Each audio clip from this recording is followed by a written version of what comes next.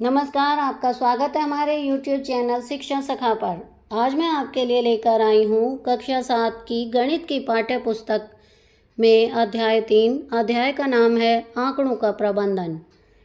इस वीडियो में हम प्रश्नावली 3.3 के सवालों को हल करेंगे और इसके बहुविकल्पीय प्रश्नोत्तर करेंगे। पिछली वीडियो में मैंने आपको प्रश्नावली 3.2 के सवालों को हल करवाया था और इसके बहुविकल्पीय प्रश्नोत्तर करवाए थे। अगर आप मेरे चैनल पर नए हैं और अभी तक आपने मेरे चैनल को सब्सक्राइब नहीं किया है तो प्लीज़ मेरे चैनल को सब्सक्राइब कर लें और बेल आइकन को ज़रूर दबाएं। मैंने अपने चैनल की प्लेलिस्ट में सब्जेक्ट वाइज लिस्ट डाली हुई है। आप जिस भी सब्जेक्ट के लेसन को देखना चाहते हैं मेरे चैनल की प्लेलिस्ट में जाकर उसे देख सकते हैं। तो चलिए शुरुआत करते हैं। प्रश्नावली 3.3। पहला सवाल है, निम्नलिखित प्रश्नों के उत्तर देने के लिए आकृति 3.3 में दिए दंड आलेख का प्रयोग कीजिए। इसमें ए है, कौन सा पालतू पशु अधिक लोकप्रिय है। बी, कितने विद्यार्थियों का पालतू पशु कुत्ता है। तो चलिए हल करते हैं।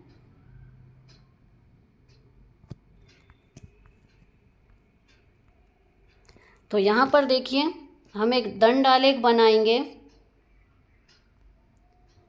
विद्यार्थियों द्वारा पाले गए पशु, तो यहाँ नीचे देखिए कुत्ता पाल रखा है, बिल्लियाँ, खरगोश, हैमस्टर और अन्य। अब कितने पर कुत्ते का 8 तक है, बिल्ली 10 तक है, खरगोश 2 तक है, हैमस्टर है 5 तक और अन्य है 3 तक। इसमें प्रश्न पूछा गया है कौन सा पालतू पशु अधिक लोकप्रिय है। तो देखिए इसमें जो सबसे ज़्यादा लोकप्रिय कौन सा है, जो सबसे ज़्यादा ऊपर गया है। तो जो सबसे ज़्यादा ऊपर गया है वो है बिल्लियाँ।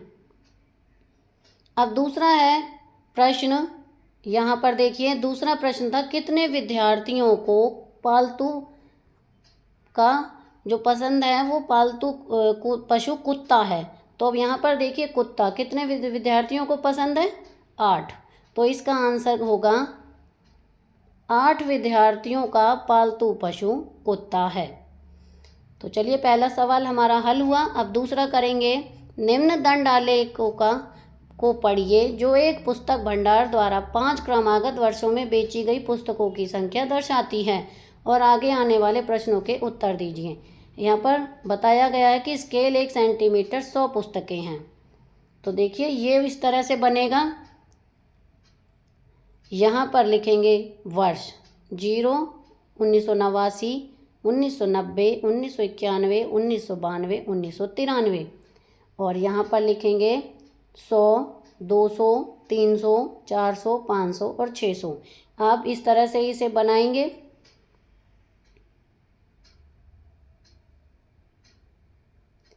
अब इसमें प्रश्न पूछा गया है कि वर्ष 1989, 1990 और 1992 में प्रत्येक में लगभग कितनी पुस्तकें बेची गईं। तो इसका उत्तर हम लिखेंगे यहाँ पर वर्ष 1989 में लगभग 200, 1990 में लगभग 500 और 1992 में लगभग 250 पुस्तकें बेची गईं। तो ये हमें कैसे पता चला, ये हमें ग्राफ के द्वारा पता चला। तो देखिए जैसे पूछा 1990 में तो लगभग 289 में, अब 1990 में तो यहाँ पर देखिए 500 से कुछ कम, लगभग कह सकते हैं। फिर आगे है 1992 में देखिए यहाँ पर 250। इस तरह से हम इसमें देख के और लिखेंगे। अब तीसरा प्रश्न है कि किन वर्षों में 250 से कम पुस्तकें बेची गईं। तो हम पहले इसमें देखेंगे 250 यानी इसके नीचे नीचे कितने, तो यानी 2 ही हैं यहाँ पर, एक तो 1989, एक 1992। तो उत्तर देखते हैं यहाँ पर तीसरे का उत्तर ये रहा, वर्ष 1989 और 1992 में 250 से कम पुस्तकें बेची गईं। अब चौथा प्रश्न देखिए। चौथा प्रश्न है, क्या आप स्पष्ट कर सकते हैं कि आप वर्ष 1989 में बेची गई पुस्तकों का आकलन किस प्रकार करेंगे। तो हम कर सकते हैं। आलेख की पढ़त में से यह स्पष्ट है कि वर्ष 1989 में बेची गई पुस्तकों की संख्या सबसे कम थी। ये देखिए, यहाँ पर हम आलेख को देखेंगे तो यहाँ पर और जितनी पुस्तकें बिकी हैं ये सब ज़्यादा हैं, लेकिन ये जो हमारी 1989 में बिकी ये सबसे कम, इसलिए हम इसे बता सकते हैं। 2 सवाल हमारे पूरे हो गए हैं। अब है तीसरा सवाल। 6 विभिन्न कक्षाओं के विद्यार्थियों की संख्याएं नीचे दी गई हैं।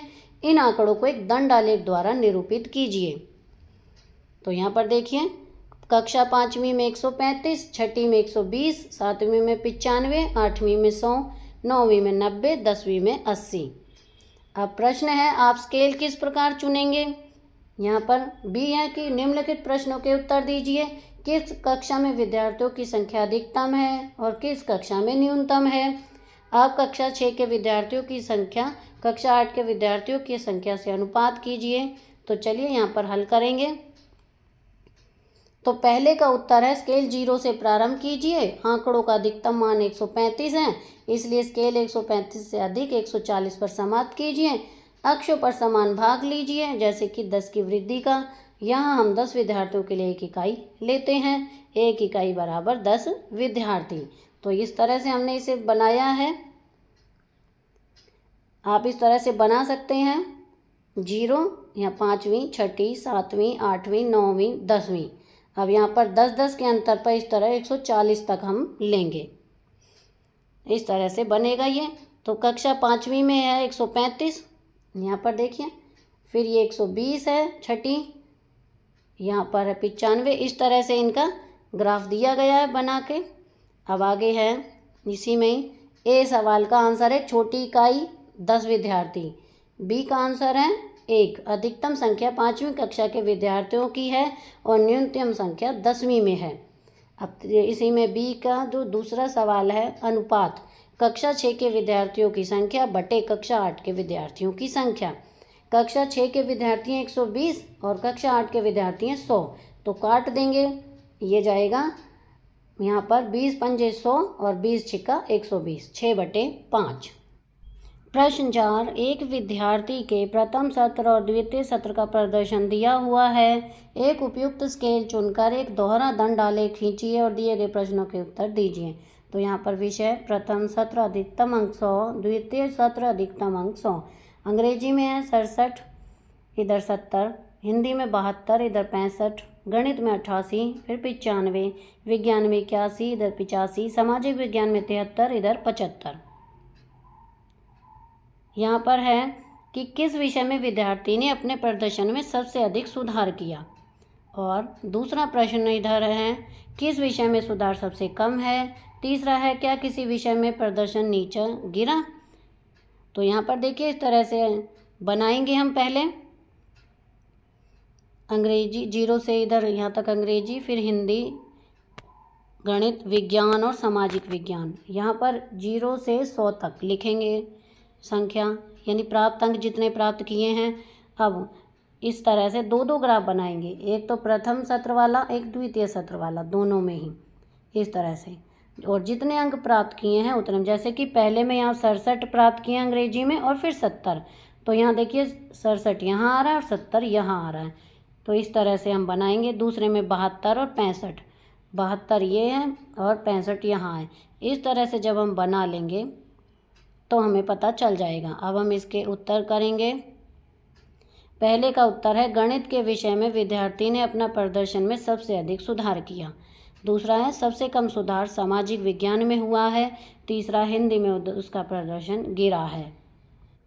5वां प्रश्न है किसी कॉलोनी में किए गए सर्वेक्षण से प्राप्त आंकड़ों पर विचार कीजिए। पसंदीदा खेल देखना और भाग लेना 1240, फिर 620, बास्केटबॉल 470, 320, तैरना 510, 320, हॉकी 430, 250, खेलकूद 250 और 100। अब प्रश्न है आगे, एक उपयुक्त स्केल चुनकर एक दोहरा दंड आलेख खींचिए। इस दंड आलेख से आप क्या निष्कर्ष निकालते हैं। दूसरा है कौन सा खेल अधिक लोकप्रिय है। तीसरा है खेलों को देखना अधिक पसंद किया जाता है या उनमें भाग लेना। तो हल करेंगे हम। इस तरह से दंडालेख बनाएंगे।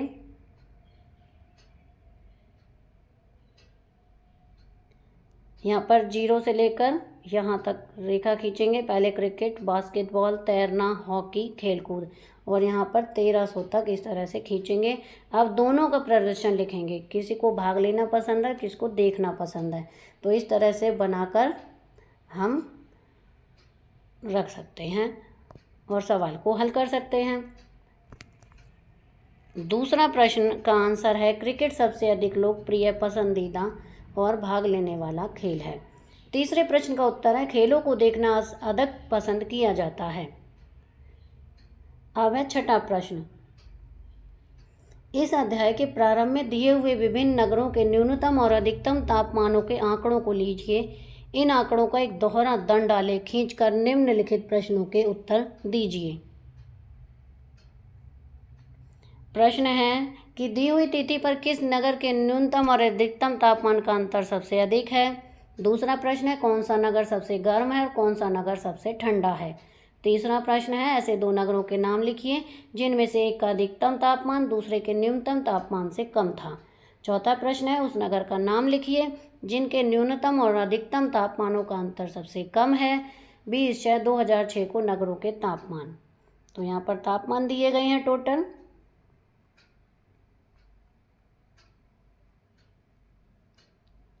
अहमदाबाद अधिकतम 38, न्यूनतम 29। अमृतसर अधिकतम 37, न्यूनतम 26। बेंगलुरु अधिकतम 28, न्यूनतम 21। चेन्नई अधिकतम 36, न्यूनतम 27। दिल्ली अधिकतम 38, न्यूनतम 28। जयपुर अधिकतम 39, न्यूनतम 29। जम्मू अधिकतम 41, न्यूनतम 26। मुंबई अधिकतम 32, न्यूनतम 27। अब हम हल करेंगे। पहले प्रश्न का उत्तर जम्मू कश्मीर के न्यूनतम और अधिकतम तापमान का अंतर सबसे अधिक है। दूसरे प्रश्न का उत्तर है जम्मू सबसे गर्म 41 डिग्री सेल्सियस नगर है और बेंगलुरु सबसे ठंडा 21 डिग्री सेल्सियस नगर है। तीसरे प्रश्न का उत्तर है बेंगलुरु और जयपुर अथवा बेंगलुरु दोनों और अहमदाबाद। चौथे प्रश्न का उत्तर है मुंबई 5 डिग्री सेल्सियस। तो यहाँ पर दंड डालें किस तरह से बनेगा। 0 अहमदाबाद, अमृतसर, बेंगलुरु, चेन्नई, दिल्ली, जयपुर, जम्मू, मुंबई, और यहाँ पर 0 से 50 तक यहाँ तापमान लिखेंगे, यहाँ नगर लिखेंगे और दो दो इस तरह से ग्राफ बनाएंगे और इस सवाल को हल करेंगे। तो यहाँ इकाई जो है लंबाई 10 मानिंग, और ये जो खाली वाली ये वाली लाइन है ये अधिकतम है और ये जिसमें इस तरह से भरा हुआ है ये न्यूनतम है। तो इस तरह से आप इसे पूरा करेंगे।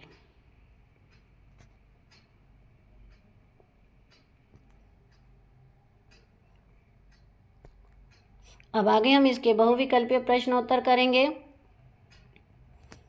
नीचे प्रत्येक प्रश्न के 4 उत्तर दिए गए हैं, सही उत्तर का चयन करें। पहला प्रश्न है प्रथम 5 पूर्ण संख्याओं का माध्य क्या है।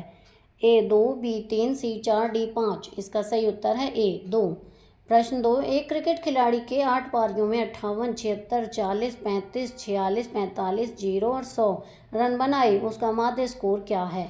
A40, B50, C45, D58। इसका सही उत्तर है B50। प्रश्न 3 2, 6, 5, 3, 0, 3, 4, 3, 2, 4, 5, 2, 4 का बहुलक है। A2, B3, C4, D2, 3, 4 तीनों ही। इसका सही उत्तर है डी। प्रश्न 4 6, 4, 3, 8, 9, 12, 13, 9 का माध्य है। A8, B8, C12, D13। इसका सही उत्तर है ए।